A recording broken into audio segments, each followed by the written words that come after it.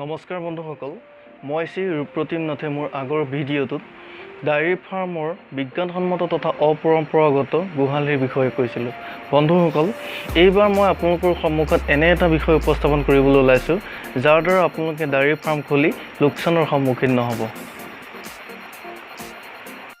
বন্ধুসকল, আমাৰ অসমীয়া সমাজত প্ৰচলিত এষাৰ কথা আছে যে অনাৰ আগতেই হাতীজনী বনাব লাগে কলনী বাৰী। এই কথাষাৰ আমাৰ জীৱনকালৰ বিভিন্ন সময়ত বিভিন্ন সমস্যাৰ সন্মুখীন হ'লে সেই সমস্যাসমূহৰ সমাধানৰ ৰিজনি হিচাপে ব্যৱহাৰ কৰোঁ। কিন্তু গুৰুত্বপূৰ্ণ কথাটো হ'ল যে সঁচাকৈ যদি আমি এজনী জন্তু হাতী পুহিবলৈ আনো, তাৰ আগেয়ে এখন কলনী বাৰী পতাটো অতি প্ৰয়োজনীয়। আমাৰ অসমত যিসকল সফল ডায়েৰী ফাৰ্মাৰ আছে, জনসংখ্যা অনুপাতে তেওঁলোকৰ সংখ্যা প্ৰায় নগণ্য। আকৌ দেখিবলৈ পাওঁ কিছু সফল ফাৰ্মাৰ যিসকলৰ ঘৰ সাধাৰণতে পাহাৰৰ দাঁতিত হয়, যাৰ বাবে গাইৰে অফুৰন্ত খাদ্য ভাণ্ডাৰ পাহাৰত পোৱা যায়। আকৌ পাহাৰৰ খাদ্য ঘাঁহ যিহেতু পানীত ডুব যোৱা নহয়, সেইবাবে সেই ঘাঁহৰ পৰা ভকুলা বা গলবিচনী আৰু থুতৰিৰ মাজত টোটোলা ওলমা বেমাৰৰ কাৰণ যি পেলু, তাৰ সমস্যা কম হ'ব পাৰে। কেতিয়াবা দেখিবলৈ পোৱা যায় নৱপ্ৰজন্মৰ কোনো লোকে ডেইৰী ফাৰ্ম খুলিবলৈ উৎসাহিত হয়, তেতিয়া ঘৰৰ আন জ্যেষ্ঠ লোকে অসফল ডেইৰী ফাৰ্মাৰৰ উদাহৰণ দি বাধা দিয়ে।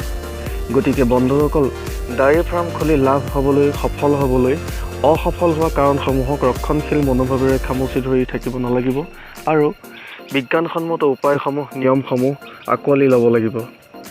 আপোনালোকে নিশ্চয় বুজি পাইছে, হাতীৰ বাবে যদি কলনী বাৰী হয়, গাই গৰুৰ বাবে এখনি ঘাঁহনি পাতিব লাগিব। আগতীয়াকৈ গৰুৰ আৱাস গোহালি যেনেকৈ, আগতীয়াকৈ গৰুৰ খাদ্য ঘাঁহনিও তেনেকৈ।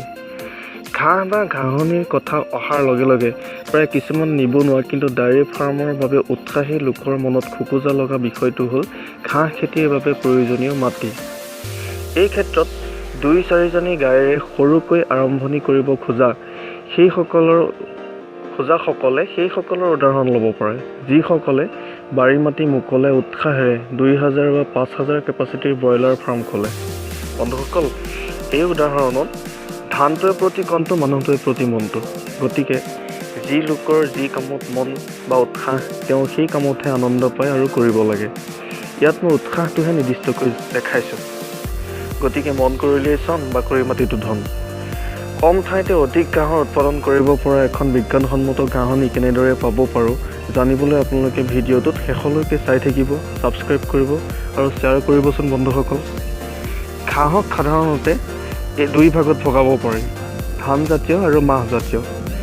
মাহজাতীয় হৈছে মটক, ওট, অৰুণা, জোৱাৰ, লেচেৰা মাহ, চয়াবিন, লুচাৰ্ণ আদি। মাহজাতীয় ঘাঁহত যথেষ্ট পৰিমাণে প্ৰ'টিন থাকে, ধানজাতীয় ঘাঁহত যথেষ্ট পৰিমাণে শক্তি থাকে। আন এবিধ উৎকৃষ্ট ঘাঁহ হৈছে ছজিনা, হিন্দীত যাক মৰিংগা বুলিও কোৱা হয়। ছজিনাত প্ৰায় 16% প্ৰ'টিন, 2.5% খনিজ লৱণ থাকে। ইয়াৰ বীজ এক ৰাতি পানীত তিয়াই থৈ 1 পৰা 1.5 ইঞ্চি মাটিৰ তলত ৰুব লাগে। মাহজাতীয় ঘাঁহৰ ক্ষেত্ৰত মই ভাবোঁ আমি লুচাৰ্ণ নামৰ ঘাঁহবিধ বাছি ল'ব পাৰোঁ। পশ্চিমীয়া দেশবোৰত ইয়াক আলফালফা নামেৰেও জনা যায়। এইবিধ ঘাঁহ ঠাণ্ডা গৰম উভয় জলবায়ুতে হয়। কাতি আঘোণ মাহত এই খেতি কৰা হয়। ভালদৰে সাৰ জাবৰ দি চাহ কৰা মাটিত বিঘাই 7-8 কেজি গুটি সিঁচা হয়। এবাৰ খেতি কৰিলে 2-3 বছৰলৈ থাকে এই ঘাঁহবিধ। এতিয়া আহোঁ ধানজাতীয় ঘাঁহলৈ। যিহেতু প্ৰ'টিন দানা অৰ্থাৎ পশু আহাৰৰ দ্বাৰাও যোগান ধৰিব পাৰি।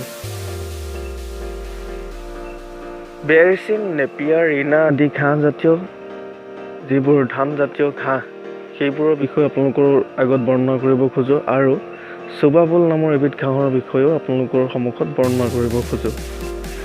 দ ঠাই বা পানী জমা হোৱা ঠাইত বেৰচিন নামৰ ঘাঁহবিধৰ খেতি কৰা হয়।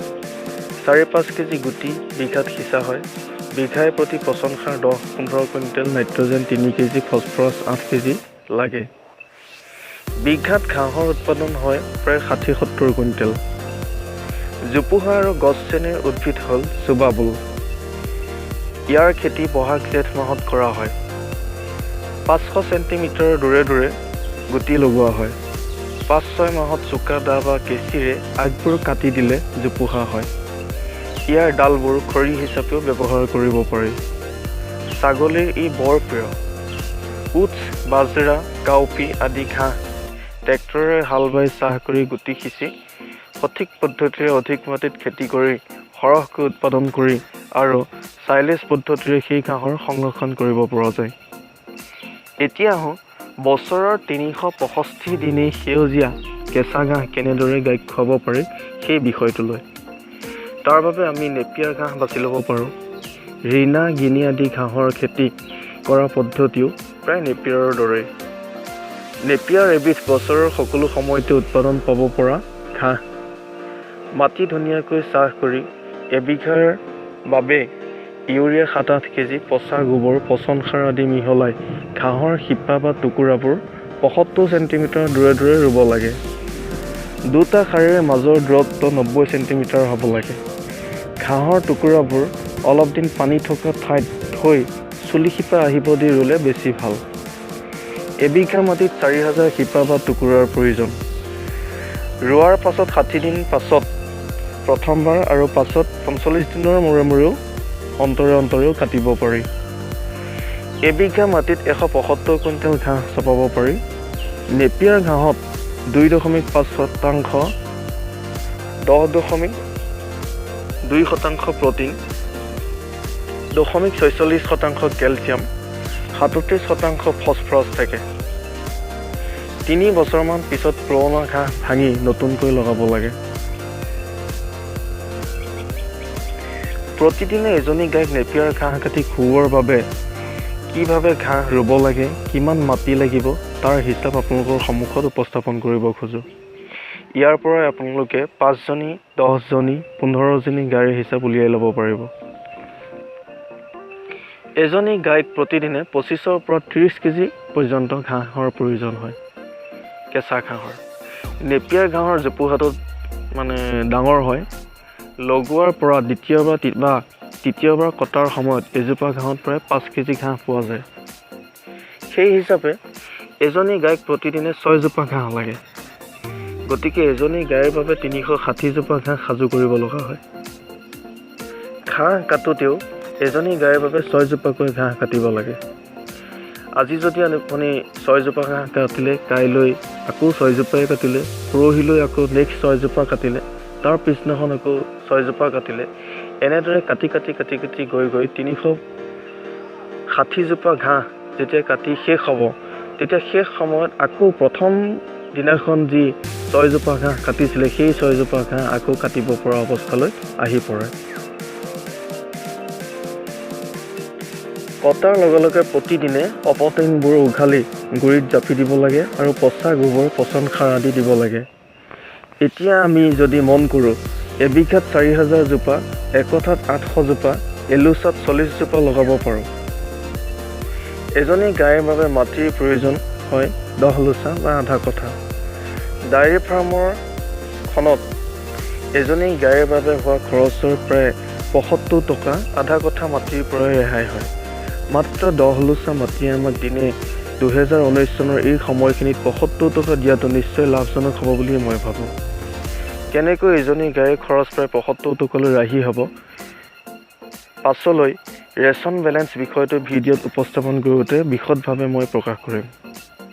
বন্ধুসকল, এই হিচাপেৰে 8জনী গাইৰ বাবে প্ৰায় এবিঘা মাটিৰ প্ৰয়োজন হ'ব। যদি এই হিচাপতকৈ অধিক ঘাঁহ আপোনালোকে লগাব পাৰে, কৰিব পাৰে খেতি, তেনেহ'লে অতিৰিক্ত ঘাঁহখিনি শুকুৱাই খেৰ হিচাপে ব্যৱহাৰ কৰিব পাৰি।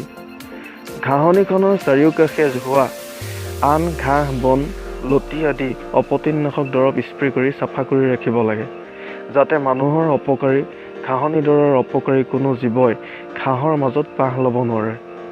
বন্ধুসকল, ডায়েৰী ফাৰ্মৰ দ্বাৰা লোকচানৰ সন্মুখীন নহৈ লাভৱান হোৱাৰ আশাৰে নতুন বিষয় উপস্থাপনৰ প্ৰতিশ্ৰুতিৰে আমাৰ অসমত যেনে শ্বেত বিপ্লৱৰ সূচনা হয় তাৰ কামনাৰে আজিলৈ বিদায়।